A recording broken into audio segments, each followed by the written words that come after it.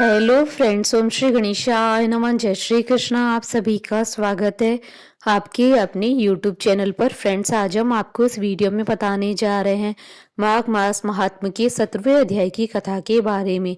Friends, video शुरू करने से पहले आपसे रिक्वेस्ट है, अगर आप हमारे चैनल पर नए हैं और आपने अभी तक चैनल को सब्सक्राइब नहीं किया है तो प्लीज़ सब्सक्राइब कीजिएगा चैनल को, साथ ही प्रेस कीजिएगा बेल आइकन को, जिससे नए वीडियोस से रिलेटेड नोटिफिकेशन आपको तुरंत प्राप्त हो सके। और वीडियो पसंद आने पर वीडियो को लाइक और शेयर जरूर कीजिएगा ताकि सभी भक्तों को इस वीडियो का लाभ प्राप्त हो सके। और कमेंट बॉक्स में जय श्री कृष्ण जरूर लिखिएगा।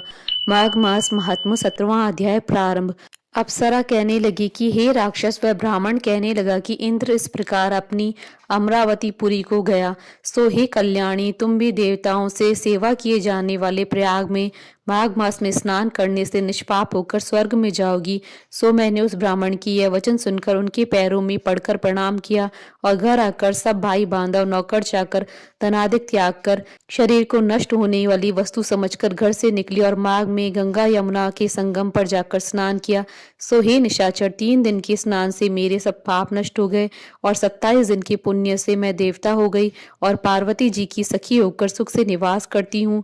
इसलिए मैं प्रयाग के महात्मा को याद करके सब देवताओं के सहित माघ में प्रयाग स्नान करती हूँ। सो मैंने अपना यह वृतांत तुमसे कहा। तुम भी इस योनि में पड़ने और कुरूप होने का सब कारण कहो। तुम्हारी दाढ़ी और मूछें बहुत बड़ी बड़ी हो गई हैं और पार्वती की गुफा में वास करते हो। निशाचर कहने लगा कि हे बद्रे, सज्जनों से गुप्त बात कहने में भी कोई हानि नहीं होती। मुझको अब कोई संशय नहीं रहा कि मेरा उद्धार तुमसे ही होगा। सो मैं अपना सब वृतांत तुमसे कहता हूँ। मैं काशी में वेदों का ज्ञाता था और बड़े उच्च कुल के ब्राह्मण के गर्भ जन्म लिया था। मैंने राजा, पापी, शूद्र तथा वैश्यों से अनेक प्रकार के दान लिए। मैंने दान लेने में चांडाल को भी नहीं छोड़ा।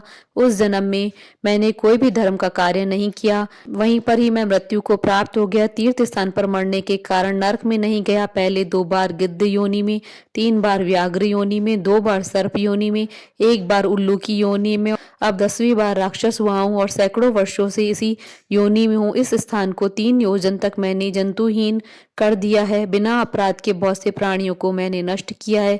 इस कारण मेरा मन अत्यंत दुखी है। तुम्हारे दर्शन से चित्त में कुछ शांति अवश्य आई है, क्योंकि सज्जनों का संग तुरंत ही सुखदायी होता है।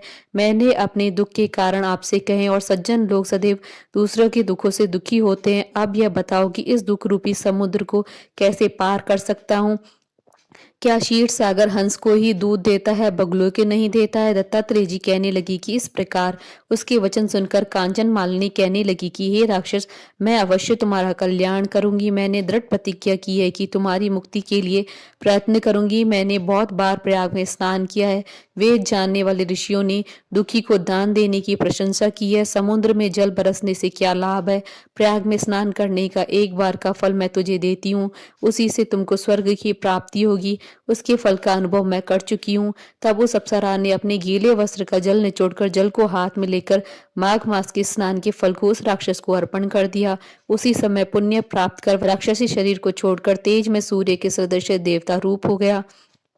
आकाश में विमान पर चढ़कर अपनी कांति से चारों दिशाओं को प्रकाशित करता हुआ शोभायमान हुआ और कहने लगा कि ईश्वर ही जानता है कि तुमने कितना उपकार मुझ पर किया है। अब भी कृपा कर कुछ शिक्षा दो, जिससे मैं कभी पाप न करूं। अब मैं तुम्हारी आज्ञा पाकर स्वर्ग में जाऊंगा। तब कांचन मालिनी ने कहा कि सदैव धर्म की सेवा करो, काम रूपी शत्रु को जीतो, दूसरे के गुण तथा दोषों का वर्णन मत करो, शिव और वासुदेव का पूजन करो, इस देह का मोह मत करो, पत्नी पुत्र धन आदि की ममता त्यागो, सत्य बोलो, वैराग्य भाव धारण कर योगी बनो। मैंने तुमसे यह धर्म के लक्षण कहे। अब तुम देवता रूप होकर शीघ्र ही स्वर्ग को जाओ। दत्तात्रेय जी कहने लगी कि इस प्रकार गंधर्वों से शोभित वह राक्षस कांचन मालिनी को नमस्कार करके स्वर्ग को गया और देव कन्याओं ने वहां आकर कांचन मालिनी पर पुष्पों की वर्षा की और प्रेम पूर्वक कहा कि हे बद्रे, तुमने इस राक्षस का उद्धार किया है। इस दुष्ट के डर से कोई भी इस वन में प्रवेश नहीं करता था। अब हम निडर होकर विचरेंगी। इस प्रकार कांचन मालिनी उस राक्षस का उद्धार करके प्रेम पूर्वक देव कन्याओं से क्रीड़ा करते हुए शिवलोक को गई थी। श्री माघ मास महात्म्य 17वां अध्याय समाप्त।